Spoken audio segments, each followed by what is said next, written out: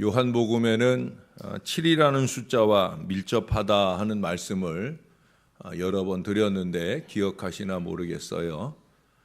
요한복음 자체가 다른 공간복음들과 달리 아주 치밀하게 이 7이라고 하는 숫자와 연결해서 잘 조화를 이룬 대단한 책입니다. 요한복음 안에는 7가지 이적이 산재해 나오고 또 그 사이사이 7가지 예수님의 비유의 말씀도 나오고요.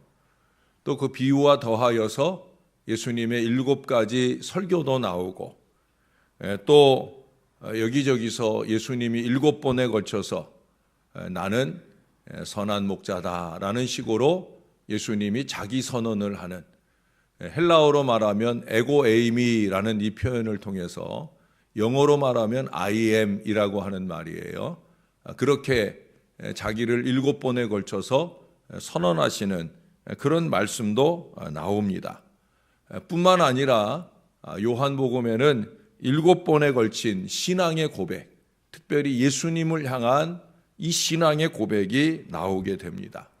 그 신앙 고백은 바로 예수님께 대한 고백이에요. 예수님께서 어떤 분이시다, 그것도 자기에게 예수님은 어떤 분이시다라는 그런 고백을 그 안에 담고 있어요. 우리가 어제도 1장 50절 51절을 봤는데 예수님께서 내가 너한테 무화과 나무 아래에 있다고 하니까 믿느냐, 이보다 더 큰 일을 보리라 했죠. 바로 그 앞에 49절에서도 나다나엘이 예수님을 향해서 고백을 합니다. 랍비여, 당신은 하나님의 아들이시요 당신은 이스라엘의 임금이로소이다. 그 믿음의 고백을 하는 거예요. 그래서 예수님이 내가 무화과 나무 아래에 있다 하니까 나를 믿느냐, 그렇게 말씀하시는 거예요. 믿음의 고백이라는 거죠. 그 고백에 대한 예수님의 반응이 우리가 어제 보았던 바로 50절 51절의 말씀이에요. 6장에서 보면 베드로가 영생의 말씀이 주께 있사오매 우리가 네게로 가오리까, 우리가 주는 하나님의 거룩하신 자신 줄 믿고 알았삼나이다라고 하는 유명한 고백을 합니다. 영생의 말씀을 가지신 예수님을 내가 믿고 알았습니다. 알고 믿었습니다. 이와 같이 기막힌 고백이 무려 7번, 7사람, 각기 다른 사람들에 의해서 이루어지고 있다라고 하는 거예요. 그런데 거기 나오는 7번의 고백, 지금 제가 2가지만 여러분들에게 소개를 했는데 그 7가지 모든 고백들을 살펴보면 그 한결같은 공통점이 있어요. 그것이 뭐냐? 그것은 그들이 다 예수님을 믿는다라고 하는 거죠. 주님을 그리스도로 또는 하나님의 아들로, 자신들의 구주로 그렇게 고백을 하고 있다는 거예요. 자신들의 고백의 대상이신 예수님과 구체적인 관계를 그 이후에 맺어가고 있다는 거예요. 그저 입술의 고백으로만 끝나는 게 아니에요. 그 다음이 어떠하느냐 하는 게 중요하죠. 예수님이 하나님의 거룩하신 자신 줄 아는 것까지, 믿는다라고 말하는 것까지가 중요한 게 아니에요. 그 다음에 그들은 예수님과 아주 긴밀한 관계를 갖고 예수님의 제자가 되거나 아니면 그 예수님에 대하여 사람들에게 담대하게 증거하는 자리까지 나가더라 하는 거예요. 이게 중요한 거예요. 여러분들은 예수님께 어떤 신앙의 고백을 가지고 계십니까? 이 성경 안에 있는 예수님에 관한, 하나님에 관한 모든 내용들을 정말 믿는 것이 맞으십니까? 그것을 좀 더 구체적으로 내 삶과 연결된 고백을 우리가 삶으로 이어가야 되는 거예요. 내가 알기는 알아요, 그러나 라는 식의 말은 절대 아니라는 거죠. 그건 하나님을 인정하지 못하는 가장 큰 불경이 되는 거예요. 근데 우리는 많은 경우 많은 자리에서 그 어리석은 불경을 서슴없이 쏟아놓곤 합니다. 오늘 욥도 마찬가지예요. 우리는 어제 욥의 대단한 하나님에 대한 고백을 들었어요. 그 고백대로라면 제가 설교한 것처럼 하나님의 그 기이한 일을 볼 기대가 욥의 마음속에 넘쳐야 하고 이제 그 하나님과 연결된 자기 자신을 세우는 고백이 뒤따라야 함이 당연한 기결일 거예요. 그러나 오늘의 본문에서도 또 내일 보게 될 나머지 부분에서 역시 그 지혜롭고 힘이 강하신 우리 하나님과 자신을 제대로 연결하여 바르게 고백하고 자신의 신앙과 미래에 유익되게 한 부분은 하나도 없다는 사실이에요. 참 안타까운 일이 아닐 수 없습니다. 우리가 앞에서도 보았고 이제 뒤에서도 또 다른 빌단 말고 소발이나 또 엘리후 이런 사람들의 이야기를 들을 거예요. 그 사람들이 잘못 말하는 것들도 있지만 제대로 말하는 것도 있거든요. 욥이 훌륭한 신앙을 가졌지만 욥도 사람인지라 오늘 우리가 보게 되는 것처럼 욥에게서도 부족한 부분들이 있습니다. 그게 우리들입니다. 근데 우리는 어떤 사람이 안 좋아. 그러면 그 사람이 말하거나 행동하는 것이 다 안 좋게 생각되어져. 어떤 사람은 좋아. 그러면 그 사람이 말하고 행동하는 것이 너무 하나님 뜻에 어긋나고 그런데도 불구하고 그 사람 말은 무조건 다 옳은 것처럼 말하고 행동하고 생각하려고 하는 어리석음이 있다는 거예요. 제가 여러분들에게 설교하면서도 우리가 8장에서 빌닷의 말 속에서 내 시작은 미약하였으나 내 나중은 심히 창대하다. 얼마나 귀한 말이에요. 그것이 이루어질 수 있는 5절과 6절의 말씀도 여러분과 함께 나누었어요. 빌닷의 전체적인 내용 중에 어리석음도 있지만은 그러나 그 안에 그에게 소중한 언어들이 있다는 거죠.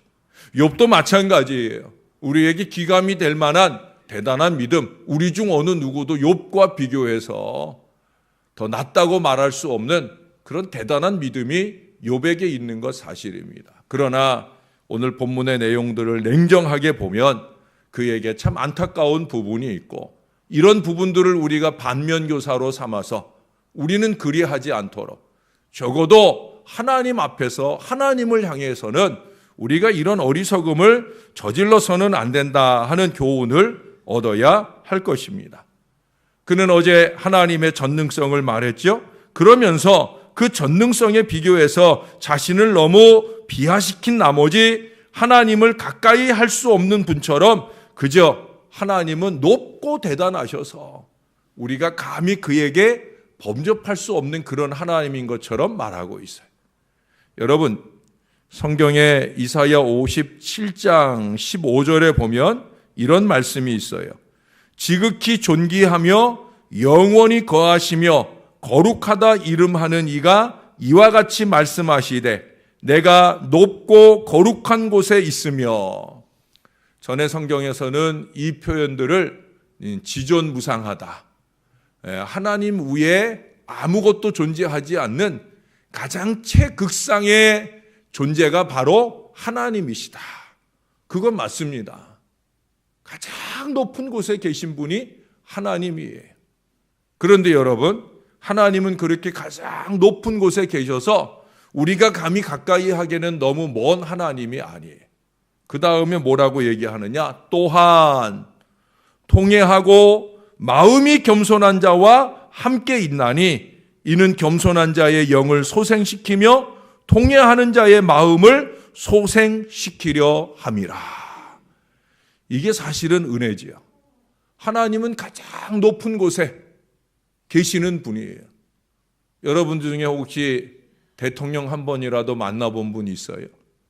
요즘에 이제 선거 앞두고 여기저기 대통령과 함께 찍은 사진을 걸어놓은 입후보자들을 볼 거예요. 대통령과 함께 사진 찍었다는 것조차가 큰 자랑이 될 수 있고 영광이 될 수 있죠. 감히 우리 같은 사람이 어떻게 대통령과 함께 할 수 있겠냐라는 생각을 할 수 있을 거예요. 요즘 대통령은 최대한 국민들과 가까이 소통하려고 이렇게 어디 가다 말고 차에서 내려서 사람들과 악수하고 가까이 해주지만, 그러나 일반적으로 보면 너무 높은 분이라 우리가 가까이 하기엔 너무 어렵다. 하물며 하나님이겠습니까? 오늘 욥의 생각은 그거예요. 하나님은 너무 높으시다는 거예요. 너무 대단하시다는 거예요. 그래서 나 같은 사람이 감히 가까이 할 수 없는 분이다. 아닙니다, 여러분. 하나님은 가장 높으신 분이시지만 어느 때든지 우리가 겸손하게 통회하며 주님을 찾을 때 우리와 가까이 다가오시는 우리 하나님이신 줄로 믿습니다. 오늘 욥은 이걸 모르고 있는 거예요. 그래서 11절에 보면 그가 내 앞으로 지나시나 내가 보지 못하며 그가 내 앞에서 움직이시나 내가 깨닫지 못하느니라. 욥에게 신령함이 부족해서 이 고백을 하고 있는 게 아니에요. 좀 전에 제가 말씀드린 그대로입니다. 하나님은 나와 가까이 해주시지 않는다라는 고백이에요. 심지어 15절 16절에 보면 가령 내가 의로울지라도 대답하지 못하겠고 나를 심판하실 그에게 간구할 뿐이며 가령 내가 그를 부름으로 그가 내게 대답하셨을지라도 내 음성을 들으셨다고는 내가 믿지 아니하리라. 이게 뭔 얘기예요? 제가 어제도 우리 하나님의 기이한 역사를 보기 위해서 기도해야 된다. 근데 오늘 욥은 그 말씀을 반박하는 거예요. 하나님 내 기도 안 들으셔. 하나님 내 기도 못 들으셔. 지금 이 불경한 어리석음을 범하고 있는 거예요. 그 이유는 뭐냐? 이렇게 말하는 이유가 24절 22절부터 24절까지에 잘 나타나 있어요. 하나님은 재판관으로 묘사되면서 그 하나님께서 어떤 분명한 선악의 기준 없이 마구잡이로 심판하시곤 하신다. 22절에 보면 하나님은 온전하거나 악하거나 다 멸망시키신다 하는 거예요. 그래서 이러나 저러나 망하는 거니까 20절 21절에 보면 자신이 의롭거나 온전하거나 할지라도 그걸 드러내기보다는 차라리 자신을 정죄하고 악함을 증명하려고 노력하겠다라고까지 투덜거리는 거예요. 그는 자기 의에 도취한 나머지, 물론 욥이 다른 사람들과 비교해서 그에게 찾아온 친구들은 물론이고 그 이외의 다른 사람들과 비교해서 대단히 의로운 사람이었던 건 맞습니다. 그건 사람과 비교할 때 그런 것이고 하나님 앞에 우리는 누구도 내가 나의 의를 자신하고 말할 수 있는 사람은 아무도 없어요. 욥도 마찬가지입니다. 그러나 그는 그렇게 하나님 앞에 자기의 의에 도취한 나머지 하나님의 공의성을 무시하는 이런 어리석은 말을 서슴지 않아요. 내가 의로운데 내가 왜 이렇게 어려움 당해야 되느냐라는 불평이 그 마음에 가득 차 있는 가운데서 그는 하나님이 어떤 기준도 없이 그렇게 함부로 행하시는 분인 것처럼 말하고 있다는 거예요. 하나님께서 그가 가지신 지혜와 권능을 폭군처럼 무분별하게 휘두르시는 분이신 것처럼 그렇게 말하고 있다는 거예요. 자기 과실을 위해서 하나님을 함부로 말하는 만홀히 여기는 망령되이 일컫는 이 심각한 실수를 저지르고 있는 거예요. 바로 이것이 욥의 안타까운 순간을 우리들에게 보여줍니다. 이와 같은 모습은 욥이 나름대로 온전하고 정직하여 하나님을 경외하며 악에서 떠나 살려고 남다른 노력을 해온 것 사실입니다. 그러나 그러다 보니까 그만큼 이와 같은 철저한 고난 앞에서 상대적인 상실감이 크지 않았겠는가? 그런 점들은 충분히 이해가 갑니다. 사실 그렇잖아요. 우리 주변에 대충 그럭저럭 자기 멋대로 살면서 저 사람은 그냥 교회 다니는 거지 신앙생활 하는 게 아니다. 부족한 종이 그렇게까지 표현할 정도의 그런 인생을 살면서 이런 어려움을 겪고도 여전히 뻔뻔한 사람들을 얼마든지 볼 수 있다 보니까 오늘 이 욥의 마음을 헤아리기가 쉽지 않을 수 있습니다만은 여러분 나름대로의 신실한 노력 속에 결실보다는 상실감을 느낄 만한 이런 고난이 찾아올 때 이처럼 스스로 순전하게 살아온 것이 괜히 억울한 듯 느껴지고 또 이유 없는 불평으로 치달을 수 있다는 거예요. 그러나 그 대상이 하나님이어서는 안 된다는 거예요. 아까도 말씀드린 대로 맞아요. 다른 사람들에 비하면 내가 나름대로 하나님 보시기에 온전해지려고 몸부림치고 산부림치고 영부림치며 노력하고 사는 것, 그건 맞을 수 있습니다. 다른 사람들에 비할 땐 그럴 수 있어요. 그러나 하나님 앞에 감히, 저와 여러분이 감히 시시로 틈틈이 우리의 마음으로부터 삶에 이르기까지 하나님 보시기에 부끄럽게 살곤 하는 우리가 감히 하나님 앞에서 그렇게 으쓱거릴 수는 없다라고 하는 거예요. 욥이 앞서서 고백한 것처럼 하나님의 더 큰 지혜와 섭리를 모르는 주제에 함부로 하나님께 대한 이런 도전적인 발언을 한 것은 욥의 심각한 실수가 아닐 수 없습니다. 저는 많은 사람들의 큰 소리를 들었어요. 그 큰 소리 치는 말 속에는 하나님이 없어요. 하나님이 안중에 없어요. 아니, 하나님을 앞에 두고 어떻게 그렇게 말할 수 있는가 싶은 말들을 많이 듣습니다. 참 가슴이 미어지고 답답합니다. 단박에 대들어 그 말을 바꿔주고 싶지만 그 순간에 그 말 바꿔주겠다고 제 목소리 높여봐야 깨달을 사람이 아니거든요. 그 순간을 지나갈 상황일 수밖에 없다라고 하는 거예요. 하나님께 대한 불경, 그것은 절대 안 됩니다. 내 말을 옳게 증명하기 위해서 함부로 하나님을 깎아내리는 어리석음을 범해서는 안 된다는 거예요. 하나님의 이 말씀을 무시하는 듯한 어리석은 말 절대 안 되는 거예요. 하나님이십니다. 우리를 감찰하시는 하나님이십니다. 여러분, 하나님의 심판은 자기 백성을 구원하는 수단으로서만 쓰이는 거예요. 오늘 욥은 하나님께 재판받는 게 아니잖아요. 하나님께 심판받는 게 아니잖아요. 그것조차도 욥은 제대로 하나님이 왜 이런 어려움을 나에게 주셨는지 알지 못하는 거예요.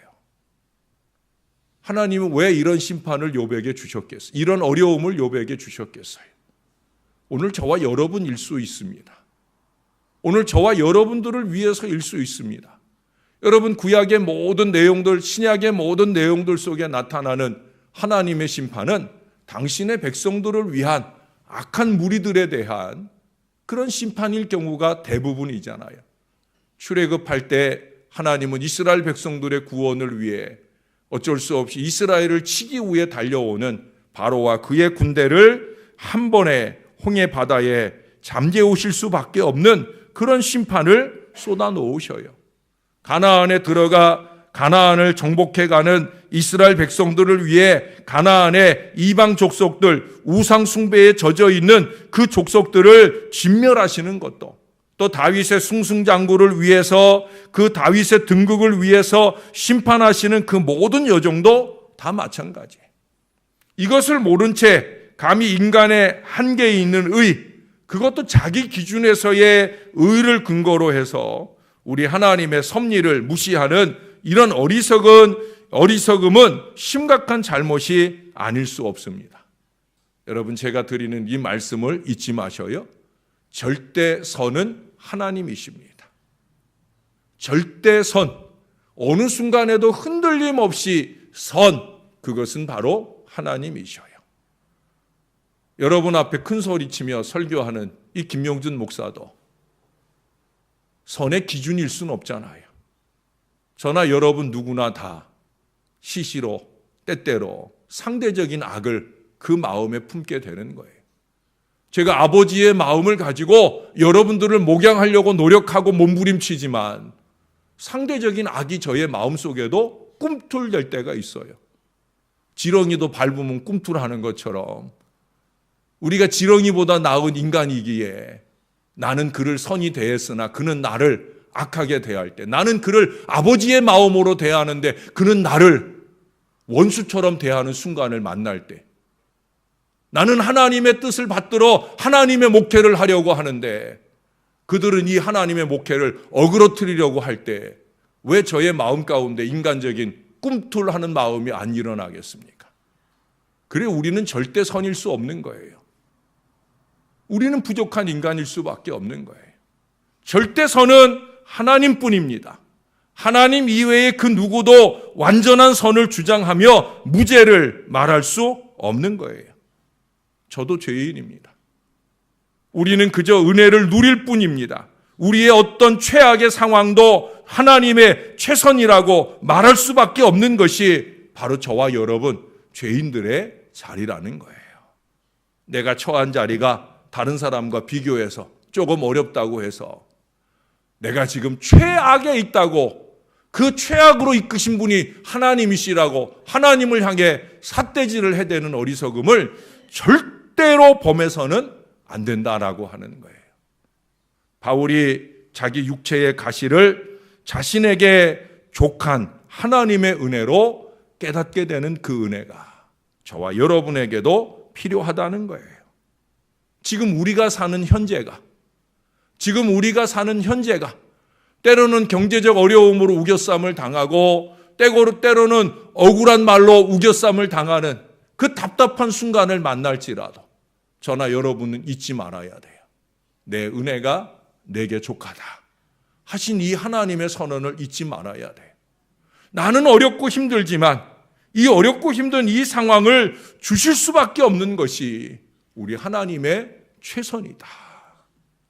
나에게 최악으로 느껴지는 일조차도 하나님의 최선이다. 내가 바라고 원하는 기도대로 술술 다 되는 것만이 하나님의 최선이 아니에요. 하나님은 무엇이 우리에게 가장 좋은 것인지를 가장 잘 아시는 하나님이셔요. 그래서 그 하나님은 그 가장 좋은 미래를 향해 오늘 우리의 길을 때때로 잘못 가니까 어그러지게도 하시고 거스르기도 하시면서 그 가장 좋은 최선을 향해 한 발 한 발 우리를 나아가게 하시는 거예요. 그러니 지금 우리가 생각하는 우리의 최악의 상황도 하나님 보실 때는 최선의 길을 이끌어가고 계시는 줄로 믿습니다. 이걸 잊지 말아야 됩니다. 이 하나님과 1대1의 관계를 분명하게 맺을 수 있어야 된다는 거예요. 그 하나님의 최선에 우리를 겸손히 맡길 수 있어야 되는 거예요. 그러면 하나님은 하나님의 또 다른 최선으로 우리를 감격하게 하실 때가 곧 도래합니다. 분명히 도래합니다. 우리는 그것을 기다리며 기도할 뿐이요, 하나님을 더 의지하고 하나님과 깊이 관계를 맺어가는, 제가 그래서 여러분들에게 늘 자주 말씀드리잖아요. 어떤 문제나 어려운 상황을 만날 때 사람들과 관계를 열거나 이리저리 찾아다니거나 전화통 붙들지 말아라. 하나님을 향한 이 직통 전화선을 연결하고 하나님께 매달려 기도해라. 하나님과의 관계가 분명해지면 상황이나 환경은 다 변하게 되어 있다. 왜? 하나님은 감찰하시는 하나님이요, 하나님은 전능하신 하나님이다. 저와 여러분이 그런 하나님을 의지하고 사는, 그래서 하나님이 나의 상황과 환경을 하나님이 원하는 최선을 위해서 때때로 아까 말씀드린 것처럼 심판을 하면서까지라도 나의 길을 선히 인도하시는 그 복과 은혜를 누릴 만한 하나님의 백성이 되어야 할 것입니다. 예수님의 참 제자가 되어야 할 것입니다. 이와 같은 은혜와 복이 저와 여러분의 영 안에 충만하기를 예수님의 이름으로 간절히 축원합니다. 기도하겠습니다. 하나님, 욥과 같은 우리의 어리석은 착각들을 우리 하나님 용서해 주시옵소서. 하나님 보실 때 얼마나 한심스러울 때가 많겠습니까? 우리가 잘났다고 큰소리치는 그 말들이 하나님께 대한 불경이요, 하나님 보실 때 한심스러운 어리석음을 바라고 있는 때가 얼마나 많은지요. 우리는 숫자로 이기고 싸움으로 이기고 큰소리로 이기는 줄 알지만 하나님은 당신의 진정한 승리를, 당신을 향하는 당신의 백성들을 향해 얼마나 많이 준비하고 계시는지를 모르며 살 때가 많습니다. 하나님 아버지, 우리가 하나님 앞에, 절대선인 하나님 앞에 늘 겸손히, 늘 통회하는 마음으로 행하는 믿음의 인생들이 되게 하여 주옵소서. 나는 부족하다, 나는 아무것도 아니다. 하나님이 나를 붙잡아 주시지 않으면 내가 한 발자국도 앞으로 갈 수 없고 하나도 희고 검게 할 수 없는 연약한 인간이다 하는 사실들을 인정하면서 하나님, 나의 하나님, 나를 도와주세요. 이 믿음의 고백을 가지고 하나님께 매달릴 수 있게 하여 주옵소서. 우리는 어쩔 수 없는 인간입니다. 하나님, 지혜도 부족하고 육신도 연약하고 이제 주님이 우리를 부르시는 날 어느 순간 주님 앞에 불려 올라갈 수 없는 연약한 하루하루를 살아갑니다. 그래서 이 하루하루를 주님께 드리고 의지하려고 새벽 아침마다 주님을 찾습니다. 주님을 찾을 수 있는 은혜의 아침을 주심도 내가 잘나서 오는 것이 아니라 하나님의 은혜인 것을 잊지 않는 저와 이 모든 자녀들 되게 하여 주옵소서. 이 은혜 안에서 하나님을 붙잡게 도와주옵소서. 하나님께 매달리도록 하나님께 기도할 수 있도록 그 하나님 보시기에 좋은 믿음으로 오늘 하루도 몸부림치며 살아갈 수 있도록 저희를 지켜 주시옵소서. 우리가 많이 부족합니다. 욥의 온전함, 욥의 순전함, 욥의 정직함, 하나님을 제대로 경외하며 악에서 떠나는 그 믿음의 역사. 하나님, 저희가 많이 부족하지만 저희 위에도 그 은혜를 더하여 주옵소서. 몸부림치고 산부림치고 영부림치며 그 주님의 길을 한 발 한 발 다가갈 수 있는 하나님의 사람 되게 하여 주시옵소서. 우리의 영안을 열어주셔서 우리 앞에 와 계신 주님을 볼 수 있게 도와주시고 주님 보시기에 아름다운 믿음으로 살아 주님이 우리의 최선을 우리 주님께서 주님의 최선으로 바꿔주시는 놀라운 역사를 날마다 경험하며 사는 하나님 은혜가 넘치게 도와 주옵소서. 부족한 종이 아버지의 마음으로 이 백성들을 사랑하고 품으며 위하여 기도하는 일들마다 놀라운 역사와 응답을 저들과 저들의 자손들 위해 충만히 베풀어 주시옵소서. 감사합니다. 예수님 이름으로 기도합니다. 아멘.